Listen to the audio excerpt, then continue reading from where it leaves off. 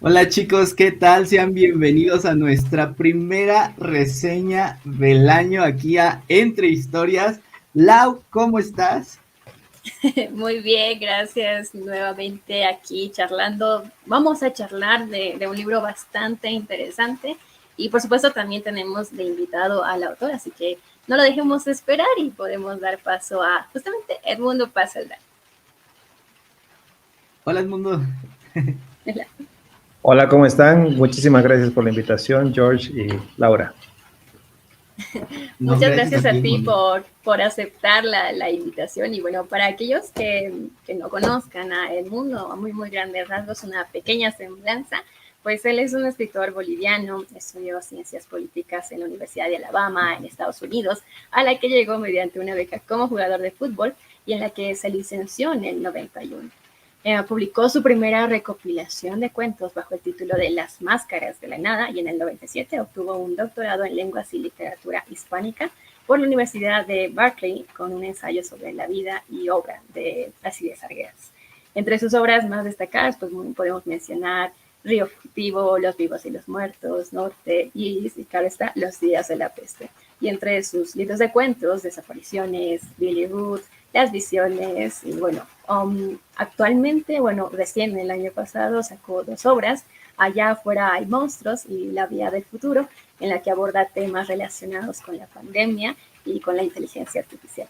Nuevamente, Edmundo, seas bienvenido a este espacio. Encantado nuevamente por la invitación, así que estoy listo para conversar de lo que ustedes quieran. Claro Edmundo, mira, justamente el Lau y yo tenemos una tradición en estas entrevistas. Aquí tenemos tu librito, el librito de Los Días de la Peste, justamente. Vamos a hablar un poco de él, pero queremos saber si nos puedes proporcionar tú, para las personas que aún no lo han leído y que estén interesadas en este libro, queremos saber de la voz del propio autor si nos puedes brindar una breve sinopsis del libro de Los Días de la Peste. Bueno, a ver, voy a tratar de ser breve, aunque el libro es un poco largo, pero es la historia de un hombre llamado Rigo que es arrestado y entra en una ciudad que no es la suya y entra a una cárcel llamada La Casona. Es la historia de una cárcel peculiar en la que los presos viven con sus familias, un poco como la cárcel de San Pedro en La Paz o Palmasola, ¿no?, en Santa Cruz. Y es un poco a través de él que uno va conociendo los entretelones de esa cárcel, el hecho de que hay una virgen a la que los presos adoran, que es una virgen un poco, digamos, no muy amable, y por decirlo de manera muy corta. Y también ahí en medio de esa, digamos, justo cuando llega él, este preso, aparece un virus en la cárcel y es la historia de 4 días en los que transcurren, digamos, un montón de hechos conectados con la aparición de este virus en la cárcel.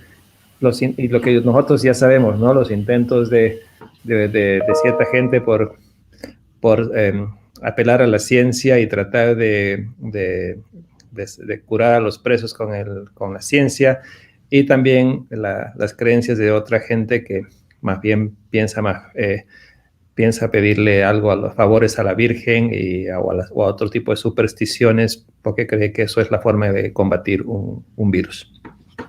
Claro, claro, muchas gracias, Edmundo. Creo que nadie lo pudiera decir mejor que tú, el autor Bueno, del quizás libro. una cosa más podría añadir es la forma, ¿no? Porque ahorita lo he contado de manera muy como una anécdota de la trama, pero a mí me interesaba como es una cárcel yo siento que en la cárcel siempre hay una cuestión así muy opresiva y asfixiante, y que los presos en realidad quieren hablar, tienen Ujú, muchas ganas de hablar, y por ujú, eso es que en esta cárcel hay muchas voces. Entonces, toda esta ujú. historia está contada a través, en total creo que son 32 personajes diferentes que aparecen alternándose las voces. Claro que hay un personaje principal que es Rigo, pero hay muchos personajes secundarios. Ajá. Y bueno, ya que nos diste esta sinopsis justamente de lo que vamos a encontrar dentro de los días de la peste, ¿Cómo surge la idea de crear esta historia?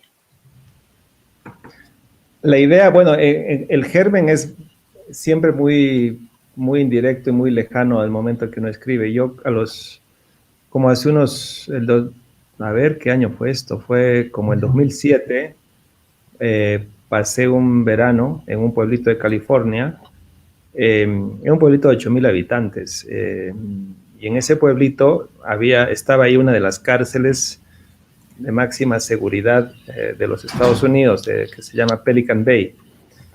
Y ahí al lado o sea, mi suegro por ese entonces era un abogado que trabajaba con los presos de esa cárcel, y tenía una cárcel relativamente cerca, y esa vacación pues, me quedé ahí con con mi hijo mayor, y claro, un día lo vi a mi hijo jugar con sus amiguitos ahí en un descampado, y en el fondo veía la cárcel. Entonces a mí se me ocurrió, me pregunté esa vez, ¿cómo será? Dije, ¿cómo será crecer al lado de una cárcel? Y pocos años, o sea, como, no sé, 3 o 4 o 5 años después, eso se convirtió no sé, esa casa en la que yo estaba viviendo, la hice más grande en mi mente, y dije, ¿qué tal si ahí vive el gobernador de la prisión con 2 hijos y está trabajando en la cárcel y tiene su vida familiar y la vida de la cárcel, ¿no? Ese ir y venir y ahí fue como que poco a poco comencé a imaginar la cárcel, pero en ese momento cuando comencé a escribir era una cárcel norteamericana, y lo que yo necesitaba era, sobre todo los niños, que tuvieran contacto. Eso estoy hablando de la primera versión, porque luego al final esos niños desaparecen. Tuvieran contacto con el interior de la cárcel. Y ahí comencé a buscar otros modelos de cárcel. Y ahí claro, pensé inmediatamente en estas cárceles bolivianas donde los presos viven ahí con niños, viven con sus familias, viven con sus esposas o concubinas o qué sé yo. Entonces, una cosa fue llevando a la otra, y de pronto ya me vi escribiendo la novela, ¿no? Justo en ese entonces, cuando estaba escribiendo, yo todavía no tenía claro la trama, pero todo el tiempo cuando leí el periódico, estamos hablando del 2012, 2013, salía todo el tiempo en el periódico, en la página principal, en noticias sobre una epidemia de un virus que asolaba el África, que era el ébola. Y yo lo leía con mucha fascinación, porque decía, qué cosa más lejana que un virus, o sea, un virus ataque a todo un pueblo, a toda una ciudad. Y ahí comencé a pensar y dije, ¿qué tal si un virus como el ébola llegara a Latinoamérica? Y ese fue como el cruce en el que de pronto se convirtió la novela en Los días de la peste, ¿no? Y ahí se me ocurrió el título y todo, y la novela comenzó a adquirir cierta consistencia. Estamos hablando del 2013. Por eso es que aparecen murciélagos ahí, no por el COVID, esto es otra cosa. En esta historia nos narras el inicio de una infección sin precedentes dentro de la casona, ¿no? En este caso, la prisión ficticia en este libro, inspirada, como tú comentas, en esta vivencia. Pero, ¿qué opinas tú hoy en día con respecto a lo que está sucediendo en el mundo con el virus del COVID? ¿En algún momento, cuando inició, no te llegó este flashback de tu libro de, ups, ¿qué está pasando? Bueno, sí, sobre todo por el hecho de que había la conexión con el tema de los animales en el mercado, y también que el sospechoso principal era un murciélago, sin duda. Ahora, la diferencia principal, claro, en la novela, digamos, la novela todo es una cosa muy, muy como dramática e intensa, y dura 4 días.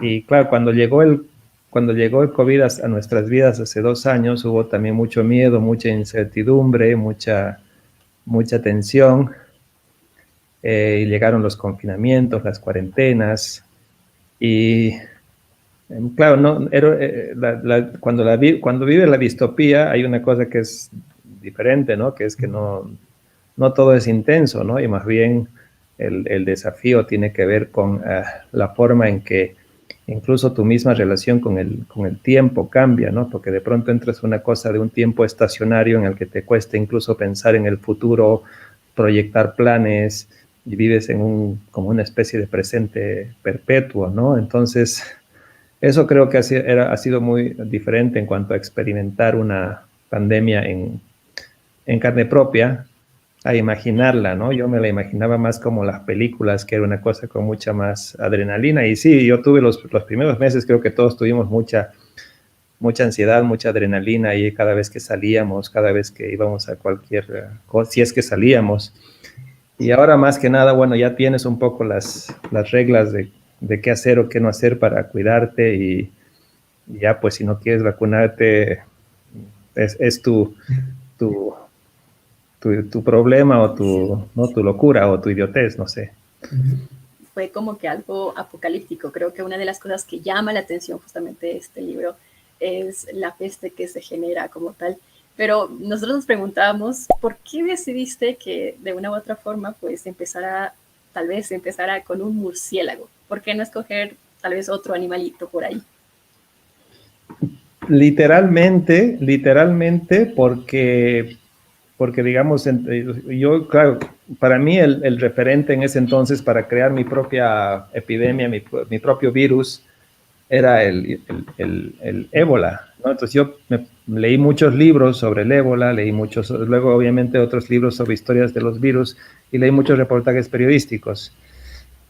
Y allá en el ébola estaba comprobado que fue un murciélago, fue un virus, en realidad no fue el murciélago, sino un virus que anidaba en un murciélago que atacó a un gorila, y luego unos humanos decidieron comer ese gorila en la selva, y así fue como llegó el ébola, cómo el virus migró a los humanos. Entonces, simplemente en ese entonces, claro, el ébola era mucho más letal que mi virus. Creo que el ébola tenía el 97% de letalidad.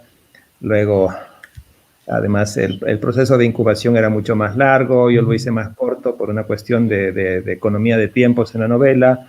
Pero lo que sí decidí mantener como una especie de homenaje al disparador de la novela fue el murciélago, ¿no? Entonces, de hecho, hay varios momentos de descripciones simplemente de murciélagos, porque eran para mí fundamentales para la trama, por el lado simbólico de la trama.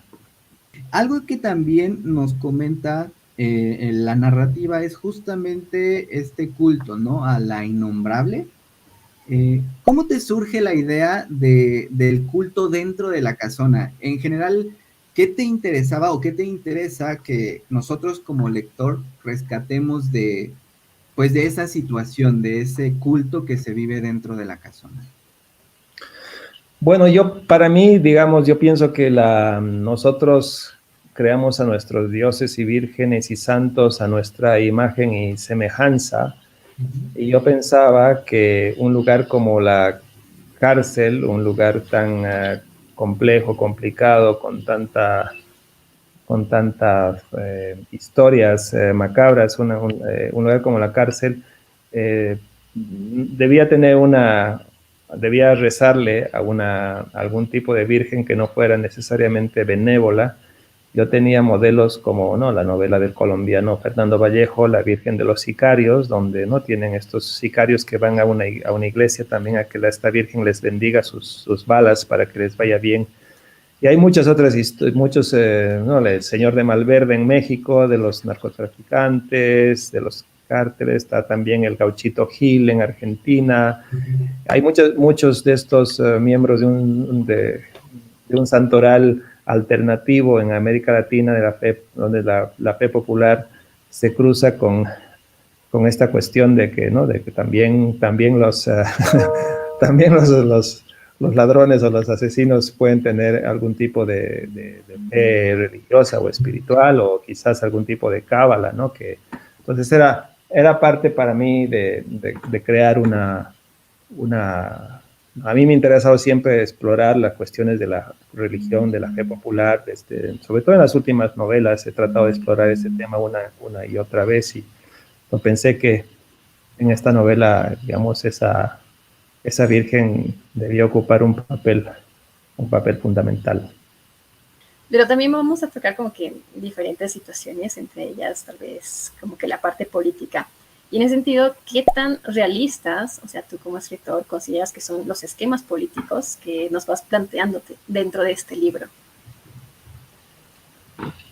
Bueno, digamos, al interior de la cárcel yo había leí un par de biografías de gente que estuvo en la cárcel, una biografía en inglés que incluso creo que la productora de Brad Pitt la compró para hacerlo película, al final no pasó nada, pero se llamaba Bolivian Marching Powder, ¿no? Polvo de marchar boliviano, que hablaba sobre todo por la cuestión de la cocaína, de las drogas dentro de la cárcel de San Pedro.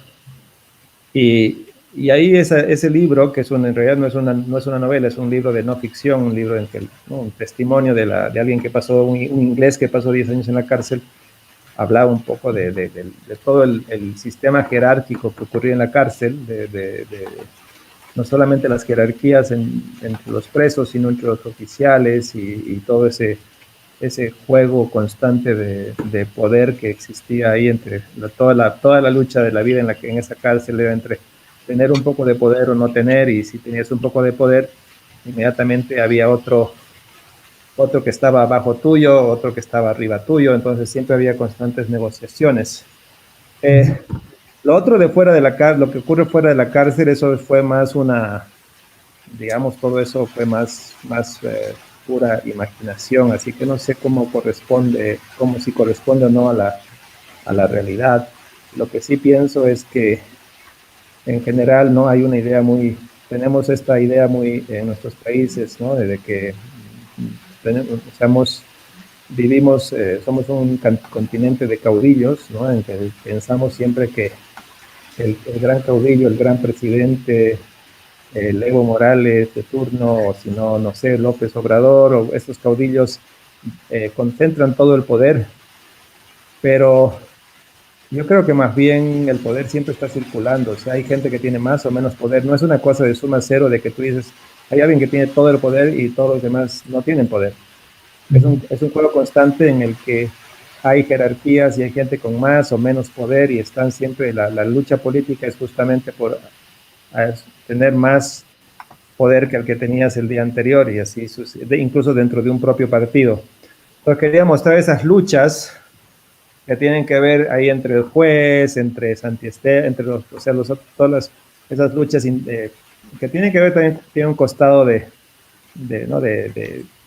también que enfrentan a la capital con las regiones, ¿no? De cómo se enfrenta el poder cómo se consigue un poder en una región, cómo gente de la capital o los caudillos de la capital, el presidente quiere controlar ese poder, pero están surgiendo otros caudillos ahí. Entonces todo ese juego, o sea, yo lo sé por los libros de historia y los periódicos, pero no, es como es muy, muy libre para mí en la novela, pero tenía que ver con esa intuición general de que el poder siempre está circulando, nunca está quieto, y no todo el poder se concentra en una sola persona, sino que hay siempre gente que tiene algo de poder que está tratando de conseguir más. No, hablando tal vez un poquito más general, ¿cuánto tiempo te tomó escribir esta novela? Me tomó 3 años, y lo más difícil fue sobre todo creo que en la parte de la estructura yo tenía una idea muy cinematográfica, digamos, por ejemplo, cuando comenzaba una escena estaba vista por ejemplo, desde Rigo, y luego continuaba la escena, pero luego estaba vista por un preso, y luego continuaba la escena y quizás era la niña, y entonces era como una cámara que estaba haciendo zooming, o estaba haciendo un paneo general así constantemente moviéndose dentro de la cárcel.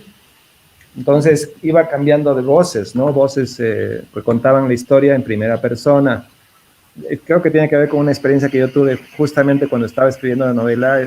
Fui a visitar una cárcel de alta seguridad en Colombia, creo que se llama La Cuchilla. Yo supuestamente fui a dar un taller de escritura y me reuní con unos presos que se habían inscrito al taller, pero ahí me di cuenta cuando estaba hablando con ellos que en realidad ellos no querían escucharme, ellos querían hablar, ellos querían contar su historia, ¿no? Están encerrados en todo el tiempo, entonces lo que más quieren es desahogarse. Había uno que rapeaba, o sea, 1000 historias, ¿no? Entonces creo que fue por eso que se me ocurrió que la estructura de la cárcel, de la novela, tenía que ser gente que lo único que quiere es desahogarse y hablar, y por eso todo es en primera persona y en voces que están constantemente hablando. Y lo que más me costó, ahí se fueron los años de la novela, es que quería que cada voz fuera diferente. Yo no sé si lo he logrado, pero algunos decían, bueno, tengo que crear un lenguaje, el lenguaje del AMPA, tengo que usar para estos personajes, tengo que usar este lenguaje con voces, con neologismos o palabras sacadas del inglés o sacadas del quechua. Entonces, eso fue lo que más me costó. Un rato de esos me emocionó tanto que incluso había muchas más voces de lo que tú, o sea, había 150 páginas más, ¿no? Y me acuerdo que mi pareja, mi esposa, le leyó el manuscrito y me dijo, claro, que en esa primera versión que había demasiada cacofonía, demasiada voz, demasiado ruido, pero lo que faltaba era una trama principal.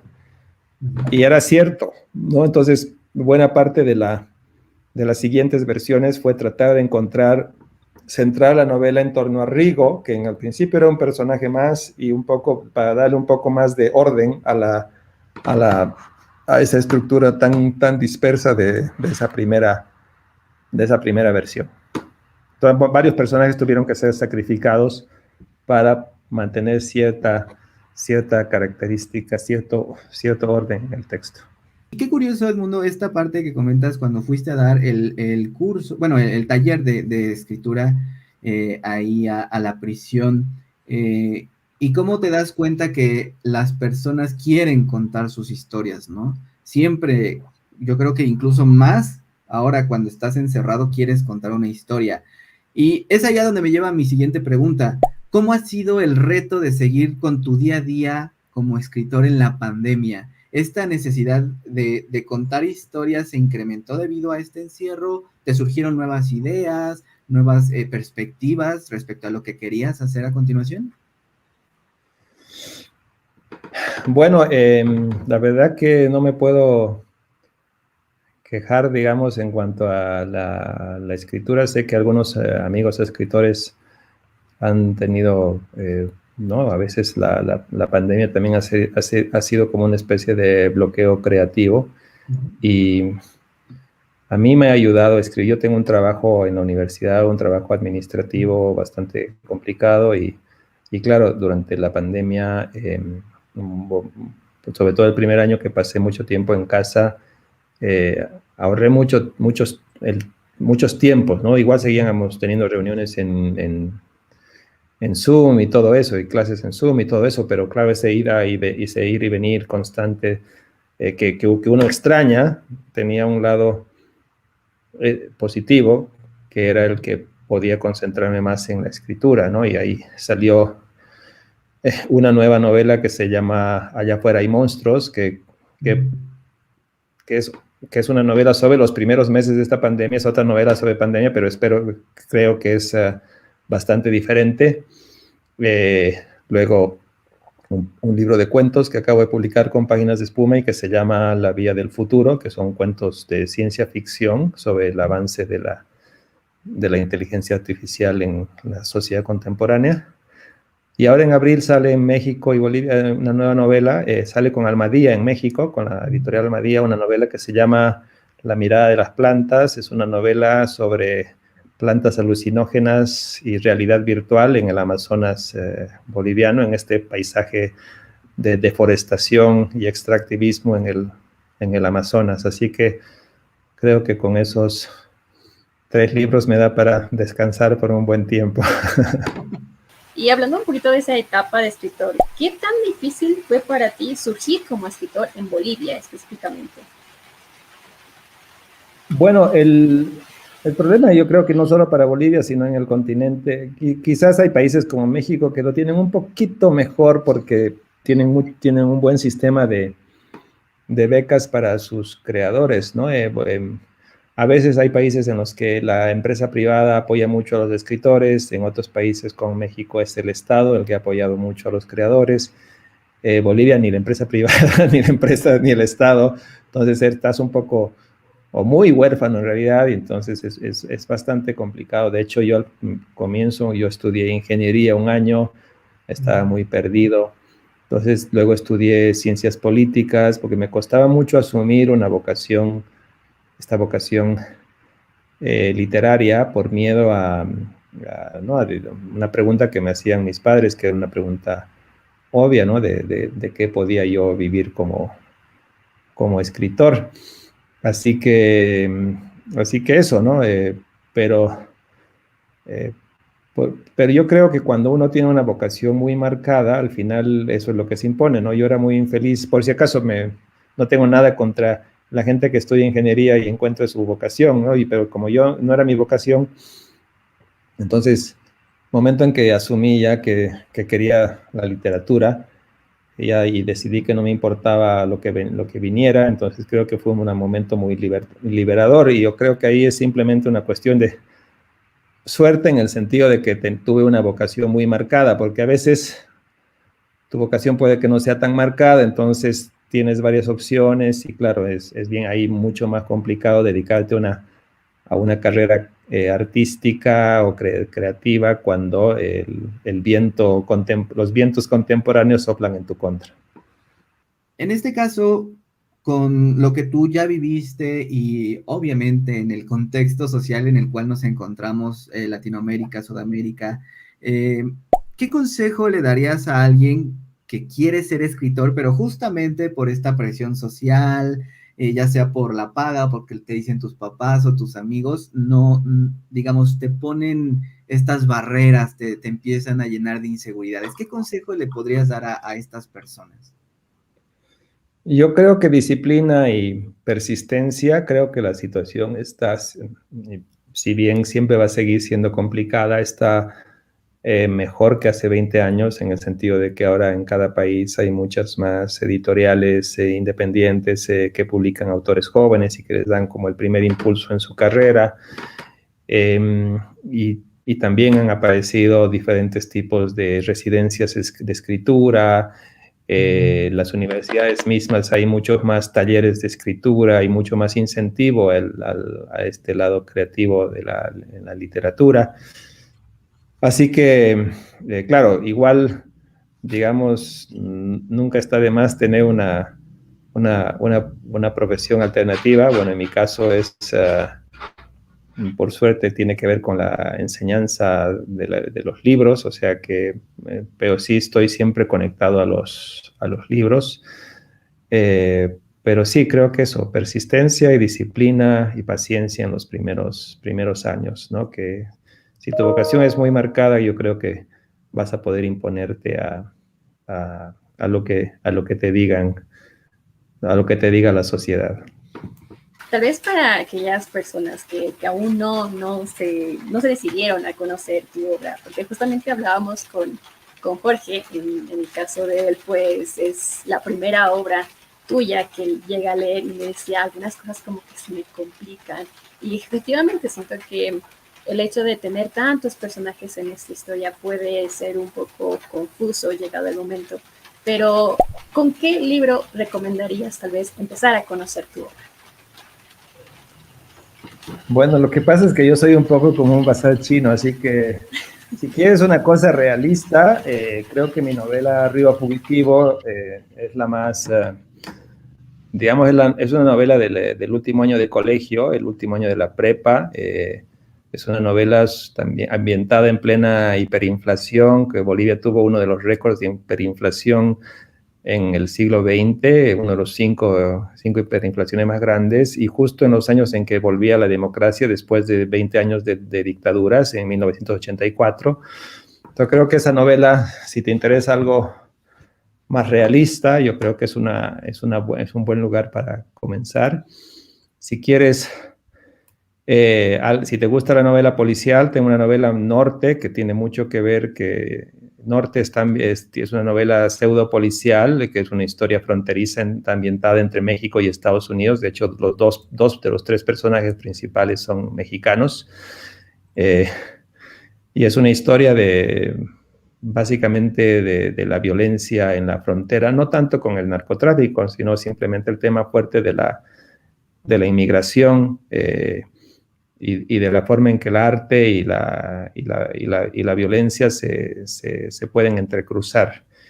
Y si quieres algo así más ciencia ficción, creo que mi último libro de cuentos, La Vía del Futuro, es también una buena forma de comenzar a leer. Tienes así de todo como en botica.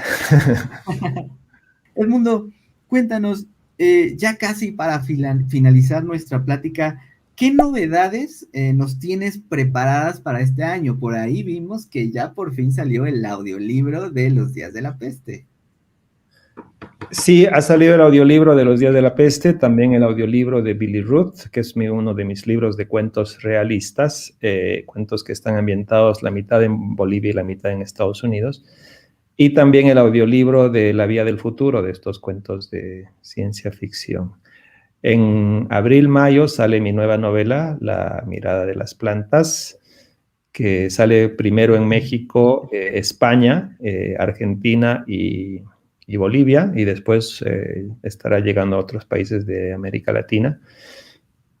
Y eso por ahora, estoy escribiendo una nueva novela, pero todavía estoy peleando con ella, así que yo creo que dará para rato. Esta novela, la que viene, La Mirada de las Plantas, es relativamente corta, es una novela de 220 páginas, pero la que estoy escribiendo ahora es más onda Los Días de la Peste, un poco más gruesa, así que todavía me tardará. Pero también lo que estoy escribiendo, bueno, aunque todavía no es novedad, porque no, pero está también ambientado en el Amazonas boliviano. O sea, de hecho, las últimas 2 novelas van a estar ambientadas en el Amazonas, que me parece un punto neurálgico hoy de lo que está pasando en el continente con los temas de la deforestación y el extractivismo y el cambio y la emergencia climática.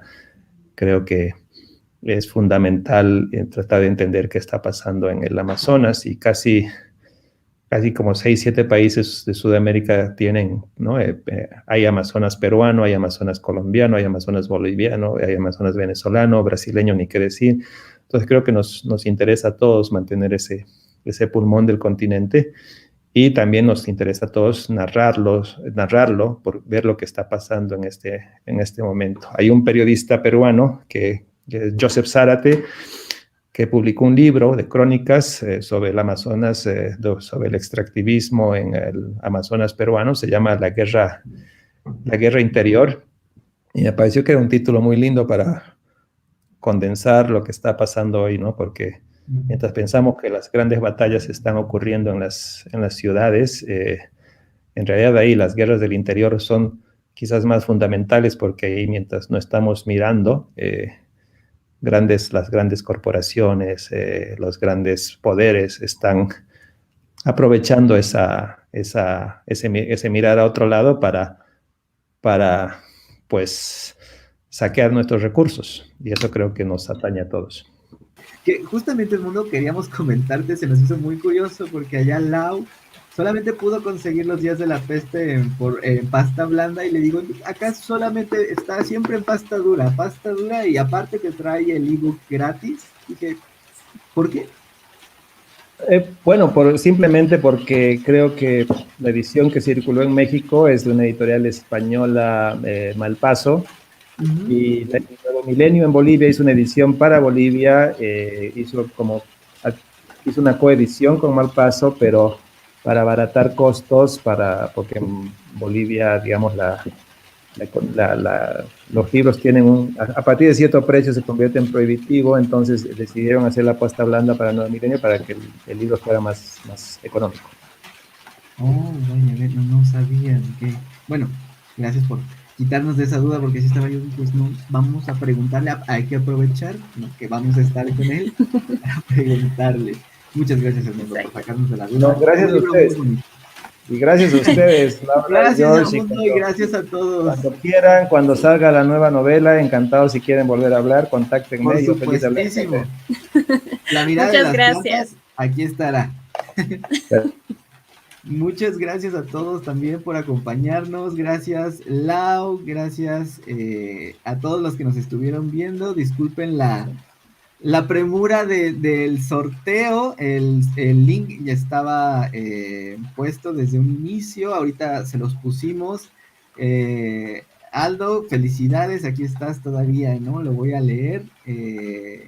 El mundo se nos fue, se apagó la computadora, de hecho salía varias veces una notificación por ahí que escuchaban, era de él. Muchas felicidades, Aldo. Y pues muchas gracias a ustedes por estar con nosotros en esta reseña, esta primera reseña conjunta de nuevo con Lau Oliva. Siempre, Lau, es un honor tenerte aquí. Y no, gracias a ti. pues les tenemos también preparadas varias entrevistas ya con autores tanto mexicanos, bolivianos. Esperemos que poco a poco empecemos a generar más contenido, empecemos a generar más comunidad y por supuesto siempre tendrán, para los que ahorita todavía están con nosotros, una sorpresa para los que nos acompañen en el live. Así que qué mejor que estar con nosotros, compartir con el autor, sacar sus dudas sobre la obra y, ¿por qué no?, ganarse uno que otro libro en ese mismo momento. Exacto, pues nada, agradecerles a todas las personas que nos han acompañado en esta nueva charla de los días de la peste y nada, siempre es también un honor contar con la compañía de los autores, poder charlar con ellos de una obra en específico y también conocer parte de la literatura hispanohablante que existe, que no está de más conocerla también. Así que gracias, Verte, y gracias a todos los que nos acompañan. Muchas gracias a todos y muchas gracias por acompañarnos. Gracias, Lau. Nos veremos muy pronto. Aldo, ya sabes dónde encontrarnos en redes para poderte mandar tu versión de Los Días de la Peste. Nos vemos. Hasta la próxima.